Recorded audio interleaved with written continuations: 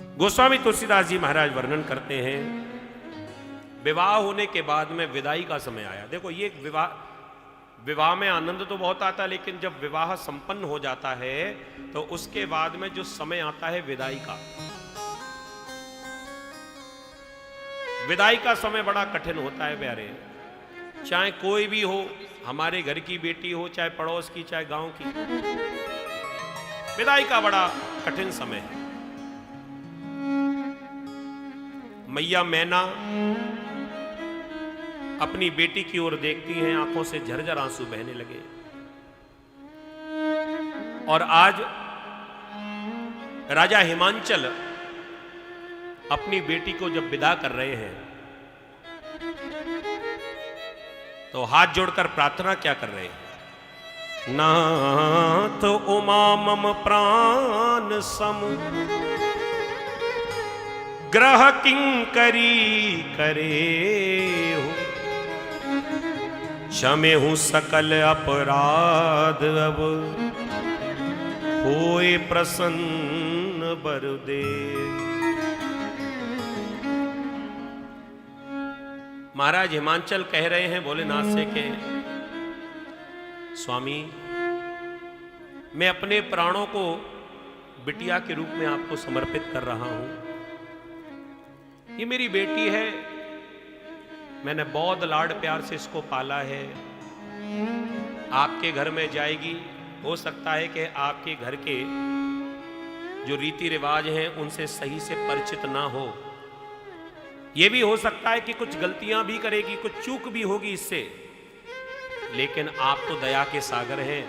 हमारी बेटी चाहे कितनी भी गलतियां करती रहे, लेकिन हम आपसे ये वरदान चाहते हैं कि इनको आप हमेशा क्षमा करते रहो। मैया मैना सामने भोलेनाथ को भी धीरे से समझाने लगी। बहुविधि शंभु सासु समुझाई, गवनी भवन चरण सिरुनाई।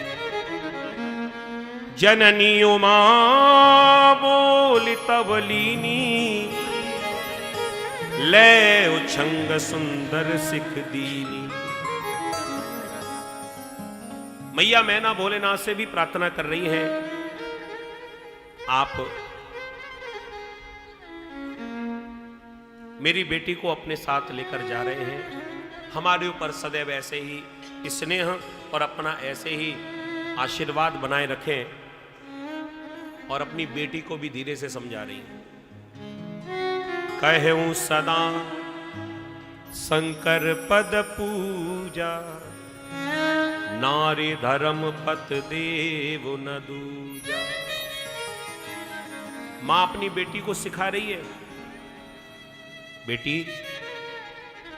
ये तुम्हारे जो पति है ना, सदा इनकी प्रिय अगर बनकर रहना है तो जो पतिव्रता का लक्षण होता है, हमेशा उस धर्म का, पतिव्रत धर्म का पालन करती रहना।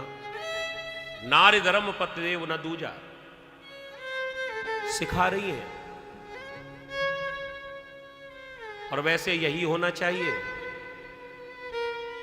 हम क्यों कहते हैं कि पहली गुरु तो मां ही होती है। बेटा बेटी के भीतर जो भी संस्कार हैं वो केवल हमारे माताओं की ही देन है। पिताजी जो होते हैं ना, वो घर में धन कमा कर ला सकते हैं, व्यवस्था कर सकते हैं, तुम्हारे घर में एसी लगवा सकते हैं, तुम्हें पढ़ाया, तुम्हें लिखाया, इन सारे चीजों की व्यवस्था कर सकते हैं, लेकिन बेटा बेटी में संस्कार कैसे हों, ये संस्कार की व्यवस्था तो माताओं के हाथों में ही है।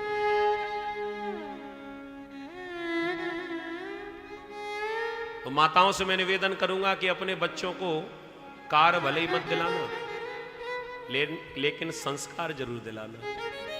क्योंकि अगर बेटा और बेटी इनको सही संस्कार मिल गए तो जीवन में कार तो न जाने कितनी खरीद लेंगे, लेकिन कहीं संस्कार बिगड़ गया तो कितनी भी कार खरीद कर देते रहोगे, वो सब के सब बर्बाद ही हो जाएंगे।